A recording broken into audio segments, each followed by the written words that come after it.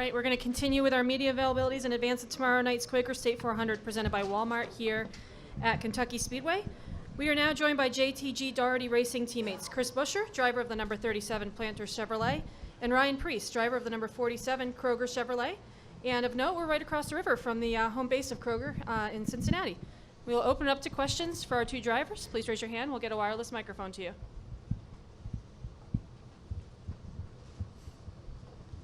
Start over here.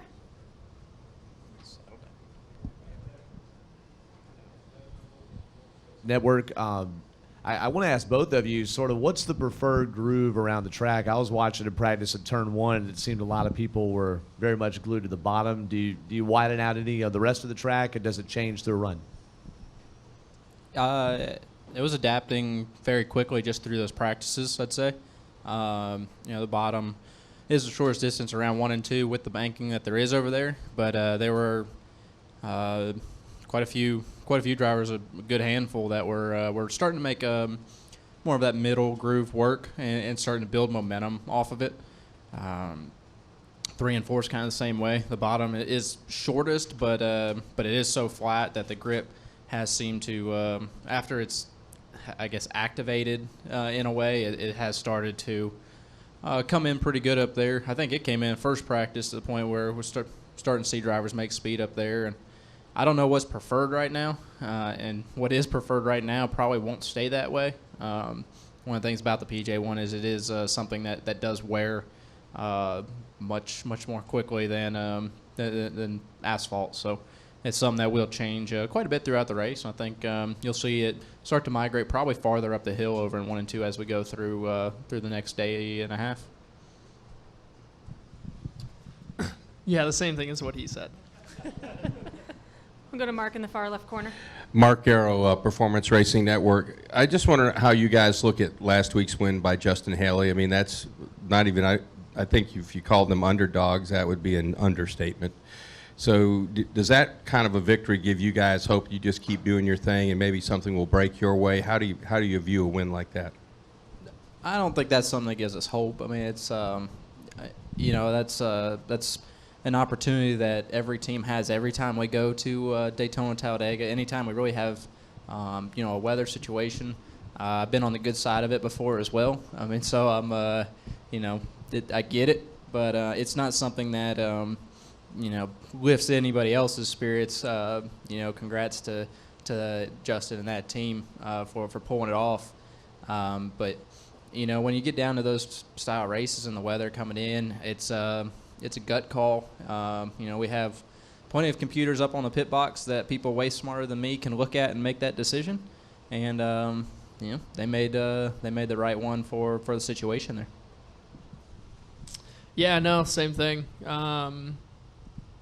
I think you have a lot of people the next day wishing they stayed out. Just that's what it came down to. But when, from what I said, I don't know, I was out of the race at that point. But when you're setting yourself up for the end of the race, that's why a lot of teams pit, right? They heard 1 to go, so we're going to come down to top off, and no one was gonna predict that you were going to get pulled down pit road that next time by. So just ultimately, like Chris said, it's not something that I would say we show up and we're gonna think, well, we're gonna be beaten or doing whatever it may be, because ultimately it was a different situation and they made the right call.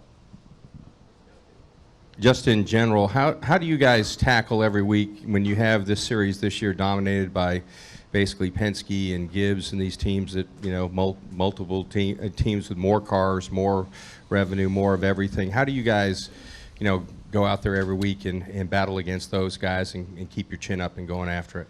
To be honest with you, I think if you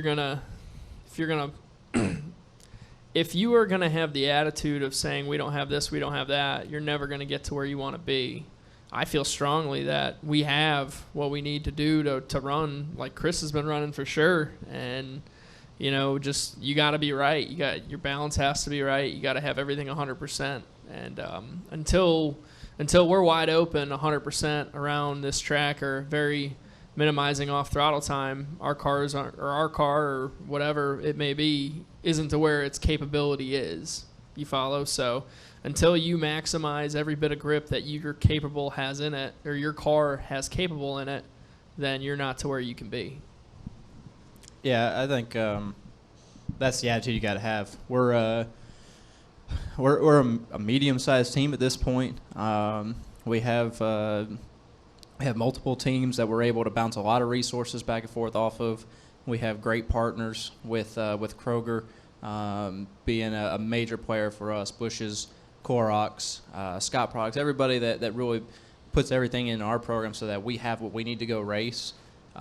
Since I've been over at JTG for my 3rd year now, it's been incredible to watch how much stuff has been built up, how much equipment that has been purchased, how many people have been brought in, how many talented people have been brought in to elevate our program and get it where we want to be. Do we go to the racetrack every week and say we should be competing for a win right now? No. Do we hope we can get to that point, or hope we're at that point? Absolutely.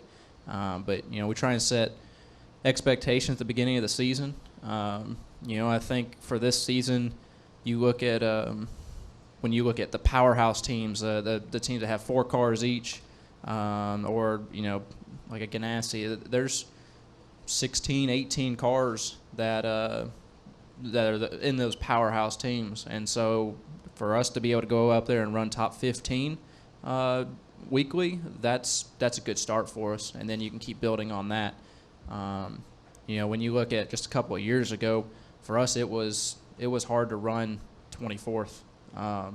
We've made some gains, and we're definitely heading in the right direction. We have more stuff than we've ever had at the shop. Like I said, more people.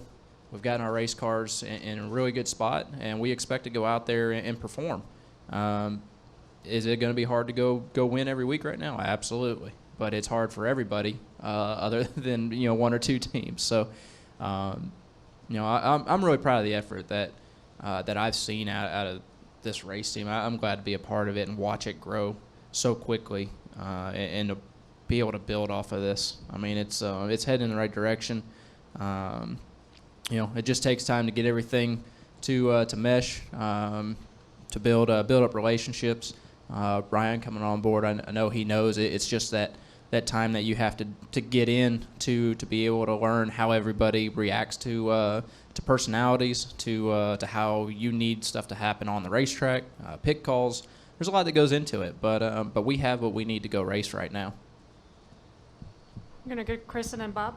Hey, Chris, NightCatchFence.com. Ryan, with the second half of the season on deck, do you feel optimistic that more confident in the cars and whatnot, going back to some of the same tracks that you're going to for a second time, like you're going to go back to Michigan and some Bristol, some of these other places, and then maybe can you sneak a win in maybe like New Hampshire or Watkins Glen? I feel optimistic every single week, for sure. I feel like that's the attitude you have to have. We got to find the balance we need. We got to get it to where we need to be to have the speed week in and week out, and then translate that to the race. So I feel optimistic about the second half for sure, because it's places that we've been to. And as far as sneaking a win in at New Hampshire, you got, Kyle Busch and Keselowski and Joey, they're all really fast there too. So I feel optimistic that we can outperform what we're expected to, for sure, just the amount of laps. I expect to go there and run really good just because the amount of laps I have there and the understanding of how that VHT is and how it wears as the race goes.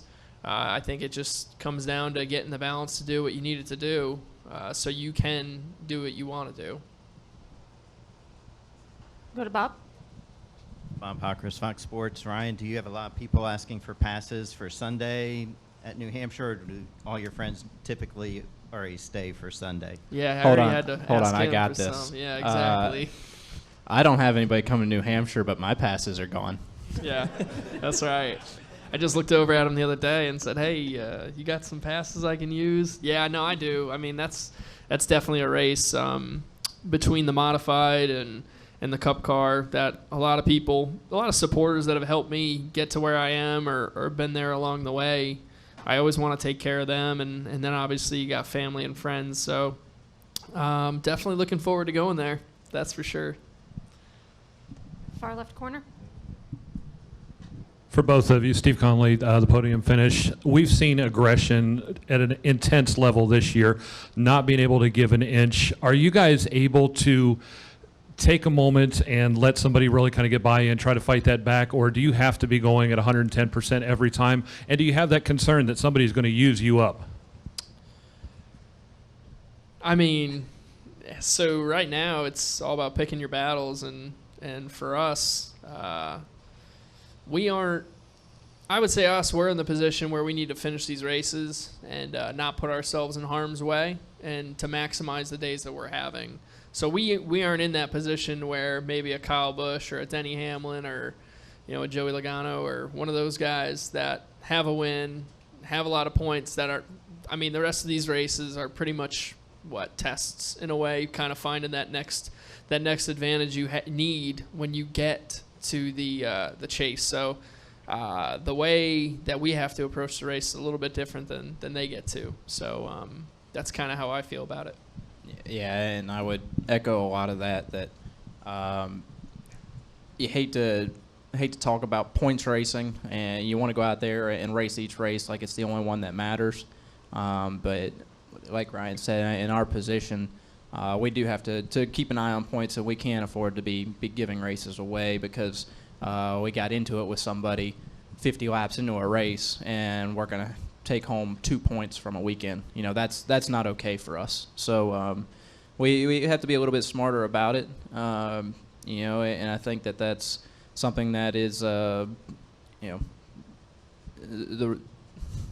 reward just gets more exponential as you go farther up in the field. When you get a win and you're automatically in the playoffs, and at that point you can go for as many points as you want, and if something happens, it doesn't matter in a way. I know other drivers might hear us talk about it like that and say, well, that's not the case. They all matter, but at the end of the day, they're already where they need to be, and so they can take much larger chances. Now, the aggression has been there this year. With the restarts as wild as they've been, you have to be aggressive, and so it's not something that we've laid over by any means. We're not going to get run over and let it happen. That's a battle you pick right there. Is you're not going to go out there and have your day compromised because somebody else thinks they can take advantage of it. It's not the case. So we go out there and pick and choose what we need to do. Make sure that other drivers understand that that's not going to be an easy push, but also do good at saving equipment. And I think that's through our careers coming up, it's something that's been important to both of us. The way that we've had to do this is we're good at saving our equipment because we know how much work goes into it. We know how expensive it is, and so that's something that you definitely put in your mind at the same time. Do we have any additional questions for Chris and Ryan? All right, gentlemen, thanks for joining us. Good luck tomorrow night. Thank you. Thank you.